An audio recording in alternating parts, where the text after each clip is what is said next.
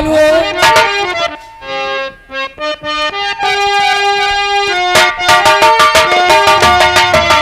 गंगा का नीर तेरे चरणों में चढ़ाएंगे, भांग और धतूर भोला भोग में लगाएंगे, भांग और धतूर भोला भोग में लगाएंगे। ओ चंदन का टीका बाबा माथे से लगाएंगे, भांग और धतूरा बाबा हाथ पे चढ़ाएंगे, भांग और धतूरा भोला